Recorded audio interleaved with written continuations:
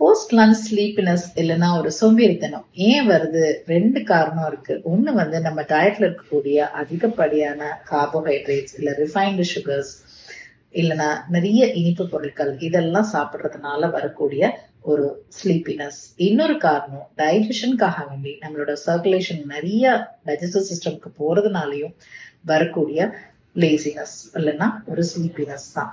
இது எப்பயாவது வந்துச்சு, ஒரு ஹெவி மீல்க்கு அப்புறம் வந்துச்சுன்னா it is all right, okay. Diet பேட்ச்ல மட்டும் நம்ம ப்ரோட்டீன் உள்ளதாகவும் ரிஃபைன் கார்ப்ஸ் கம்மியா உள்ளதாகவும் பார்த்துக்கணும்.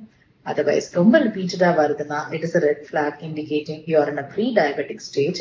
இல்லைன்னா இன்சுலின் ரெசிஸ்டன்ஸ் இருக்குது, இல்லை ஃபேட்டி லிவர் இருக்கலாம், அப்படி இல்லை ஒரு புவர் மெட்டபாலிசம் இருக்கு உங்களுக்கு, இல்லை சரியான தூக்கம் இல்லை அப்படின்னாலும் இந்த மாதிரியான சாப்பிட்ட உடனே ஒரு லேசினஸ் இல்லைன்னா ஸ்லீப்னஸ் வரும். இந்த மாதிரி சின்ன சின்ன சிம்டம்ஸ்க்கெல்லாம் ஹோமியோபதியில் மெடிசன் இருக்கா அப்படின்னு பார்த்தோம்னா எஸ், டெஃபினெட்லி இருக்கு.